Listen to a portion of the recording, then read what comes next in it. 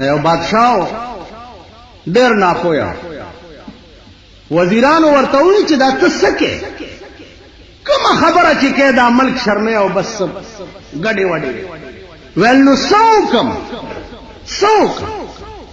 وزیرانو ورته ویل چې داسې به وکړو چې د بادشاهانو مخکې خو تا ته موږ نشو ویلی چې دا خبره ته غلطه کې خو داسې به وکړو چې ستا د خپې پورې به یو تار وتړو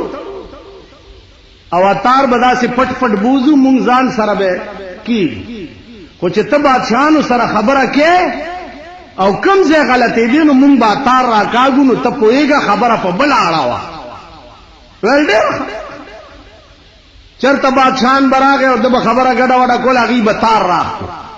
نو ده به خبره په بله واړوله یو بادشاه راغی ورته وی چې هلکه خبرې خو به نورې کوو خو په دې مې پوه کوي چې په دې ستاسو وطن کې هم د دې تار رواج شته هغوی زر تار راکړو چې بیړه دې غرقه شي مونږ دې پورې تار در تړلی و چې د خرطوب خبرې مه کوه تا الټا هغه نه تپوس نور بادشاهان دلته کمقل دومره چل نو عزیزانو خبره دادا چې هلته خو وزیران هوښیار وو که بادشاه ساده هم نو کار چلېده چرته چې ټوله معامله دغسې یا د خارونی او د کارغه کیسه وي کارغه او خارونی په جګړه دي نو نوشیروان بادشاه په لاره روان او بختک وزیر ورسره چې وزیر ورسره دی نو نوشیروان ته تپوس وکړو چې هلکه دا ولې په جګړه دي دا کارغه او دا خارونی وی صاحب پرېږدی وی نه حل ووایه وی جي خبره دا ده چې دا کارغه راغلی دی د خارونی نه لور غواړي او خارونی نه ورکوي وی چې نو بیا وی دې خارونی ورته یو شرط ایښی دی چې لور به هله در کوم چې 100 خارونه د دې لور په مهر کې وران شوي را وی دا کارغه ورته وی دی خارونی ته چې بیبي داسې چل دی چې دا یو څو خارونه وران شوي والا نور چې نوشیروان بادشاهي او بختکي وزیري داسې ډېر خارونه به وران وګو د دوی دا جګړه ده عزیزانو چې د دې قوم دا حالت وي تاسو به دا ملک وران ګورئ چرته چې دا قومي تاسو به دا ملک خیر غواړئ ته ځان سره جخت وګوره ورځ بیرته په تا بمباری کېږي ورځ بیرته اوس د هغې علاج سوچ کولو دپاره خو عقل پکاري سوچ پکاري اوس عقلمند او سوچمند سړی وي نو عقل او سوچ وکړي که نه تا چې د چا انتخاب وکړو دینه به ته دا توقع کې چې د دې ملک به روس سره جوړه کول غواړي د دې ملک به هندوستان سره جوړه کول غواړي دومره خو په سترګو ړوند نه دی دا قوم دومره خو پوهېږي چې دا ما څوک منتخب کو دا به سبا هندوستان سره د دې ملک جوړه څنګه کوي یا که روس ووایي چې راځئ خبرې پې کوو چې د کابل 10 لکه خلق په پاکستان کې ولې ناست دي خبرې پې کوو دې خبرو کولو له به ته څوک لیږې دا خبرې به څوک کوي دومره خو نادان نه یئ دومره خو پوهېږئ چې دا تاسو څه کوئ څه مو کړو څه کوئ لګیا یې هغه د رحمان بابا خبره وایي په ازل د نصیبونو جواري وه ای رحمانه چا ګټلې او چا بیللې نن ستا د نصیب جواری لګېدلې ده څوک یې ګټي او څوک د جواری دونه دي د جواری پړونه زما عزیزانو عرض مې دا ما سره هیڅ فکر نشته زما مثال داسې دی لکه د هارون الرشید بادشاه زوی بادشاهي پرېښوه او لاړو ملنګ د سیند په غاړه به ناستو روټۍ به چرته پیدا کړه به وخوړه د سیند په غاړه به ناستو الله الله به بادشاه مړ شو چې بادشاه مړ شو نو جرنیلان ورپسې لاړه چې راشه پلار دې مړ شو چې په تخت کښېنې هغه ورته ووایي چې زه جرنیل صاحب زه دلیم بادشاه یم وی دلې څنګه بادشاه دا ګورې نه جامو ته ټاکای ګنډې او د سین په غاړه ناست ستنې نه تارو ایستو سین ته ستنو غورځوله او راوړی زما ستن راوړی چې د دریاب څومره کبانو ټولو په خوله کې یو یو ستن نیولې وه ولی راوړی ویلوم لیده زه دلیم بادشاه چې جرنیلانو ډېر تنګ کو نو جرنیل ته وایي چې یا صاحبي لا تغترر بتنعم یا صاحبي لا تغترر بتنعم فإن العمر يلفظ والنعيم يزول اے مرګریا د دنیا په نعمتونو مغاوره کېږه یا صاحبي لا تغترر بتنعم فإن العمر يلفظ والنعيم يزول اے جرنیل صاحب د دنیا په نعمتونو مغاوره کېږه دا عمر بدیم یو ورځ تیر شي او دا نعمتونه بدیم د مرګاریان پاتې شي عمر بدیم ختم شي او نعمتونه بم درنه پاتې شي دو لاس وخت به ته روان بیا ورته څه ورته وای وایذا حملت علی القبور جنازه وایذا حملت علی القبور جنازه فاعلم بانك بعدها محمول اے مرګریا کتا نن د بل جنازه پوګه کړي و دیره تروانه جنازه دی پوګه دا ادیره تروان نو فعلم بانك بعدها محمول دا شپارسلی یقین لرا چې اورز بستا جنازم د بل پوګي او قبر ته روان کړي خیال د دیو کا تراله او ما ته دعوت راکې چې راشه د پلار تخت خالی دی په تخت کې زما عزیزان بادشاہي په فقر کې دا بادشاہي په غربت کې دا بادشاہي په دې کې دا چې د شپې سړه روټایو خوره او سار بیغم را پاسه ایس غم غشتي عزیزانو خبره دلتا د بادشاہ نه دا خبره د ملک دا خبره د وطن دا چې د دې ملک او د دې وطن انجام بچ کیږي ځکه چې د رندو لاس کې د لارې سټیرینګ ورکی د رندو لاس کې د اس په واګي ورکی نتیجه به سي زیب کم طرف انجام به سي خبره د ملک دا سم ملک دی بیگا تاسو کته کروڑونه ډز هملی ده کنم دی نم دی اوریدي کروڑونه ډز کلاشنکوف بمونه دا پکې خلاصې ولی منبري ګټلې ده تورشه په کچرو کې وګوره د سړی زوی شوه دی یو ډزې کړي دی ترننه کیس نخلاصي بیگای ملک ته پر کړه دی په کروڑونو کلاشنکوف یو چلی دی په یو سړی کیس رجسٹر نه دا ملک دی دا وطن دی ما یو ډز کړه ترننه می کیس نخلاصي منبر له 2 کروڑه ډزې وشوي چا په کیس رجسٹر نه اوس دې شله به عمر د کم زنه پیدا کما دې ملک له به عمر د کم زنه پیدا کړي چې یو خزا ورته رااله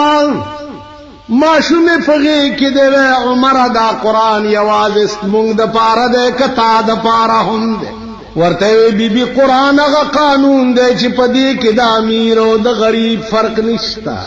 د امیر او د غریب فرق نن امیر چې په پاکستان کې هر څه کوي آزاد دی غریب کټکو کو هغه د پاره ارڅ دي خو الحمدلله په دې غریبانو د خدای نور امر ټټنګ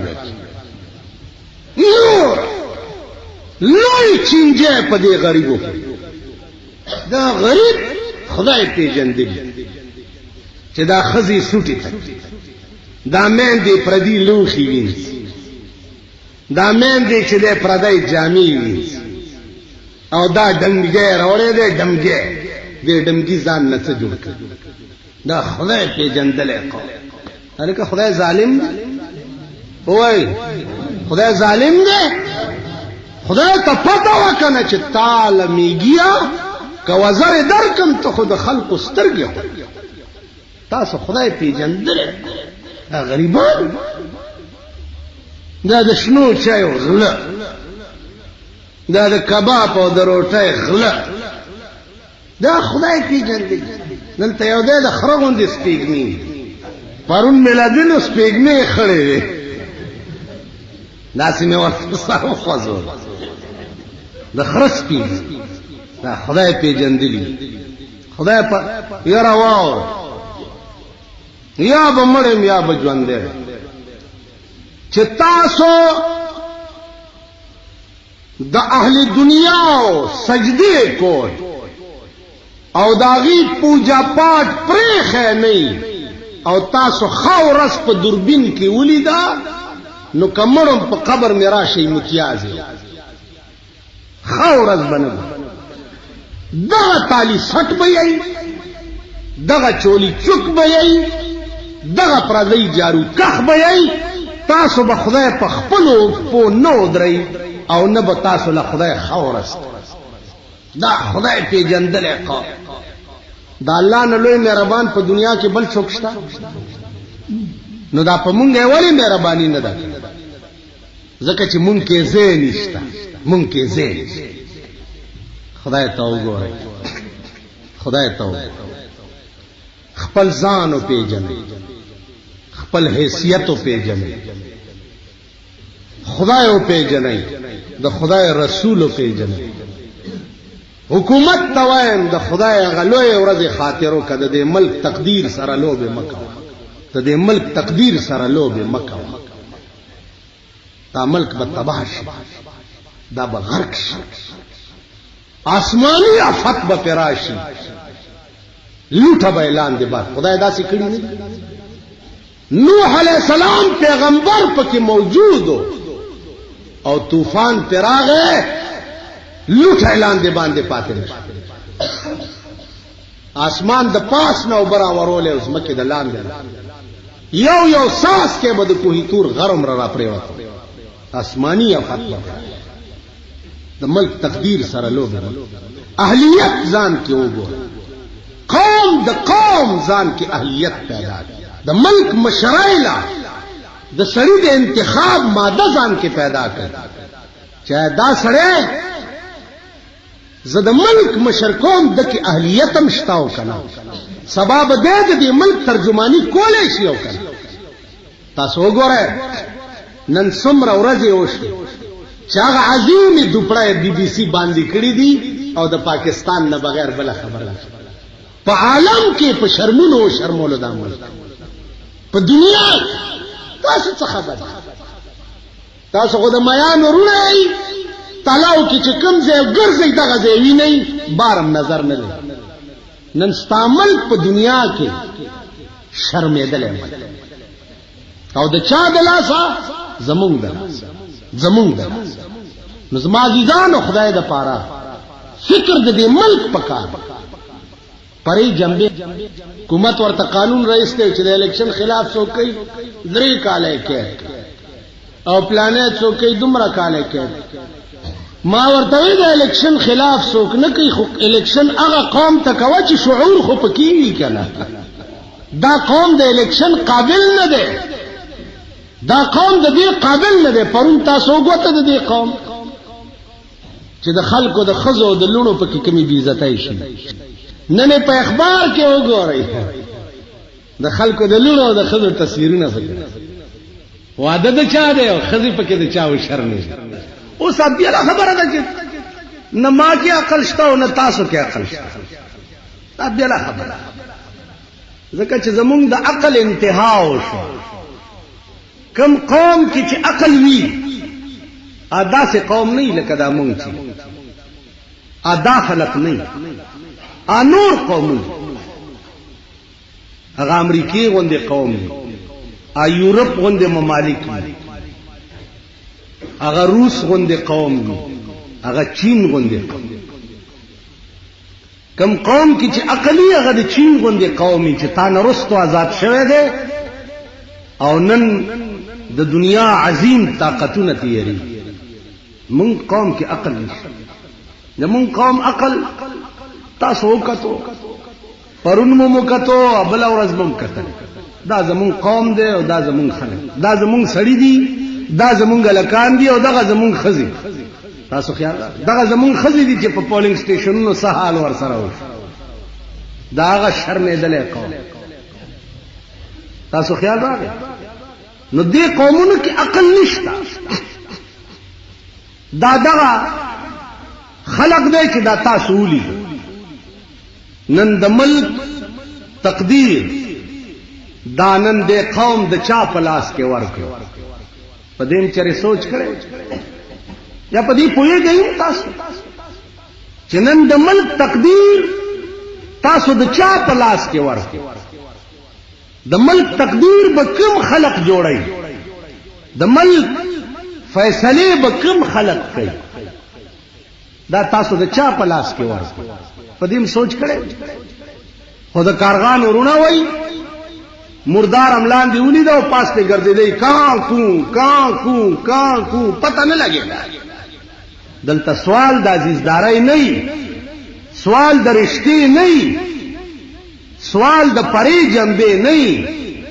سوال د بیوی چې زه د ملک د تقدیر واګې د چا په لاس کې ورکو. ټانګه ډکه ده او سړی پکې ناست او تا د اس په واګې ړون لا په لاس کې ورکې. دومره خو به پوهېږئ په خبره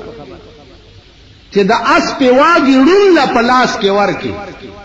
نو اس په ټانګه او پکې سورلی به بچ پاتې شي. نن تاسو د ملک د تقدیر فیصلې ړندوله په لاس کې ورکې.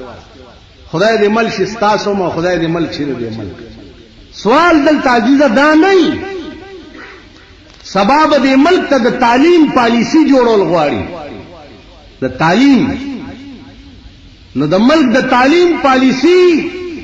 ته وګوره چې دا ته چا پسې منډې وای چې دا به جوړولی شي. سبب دې ملک د پاره د قرآن کریم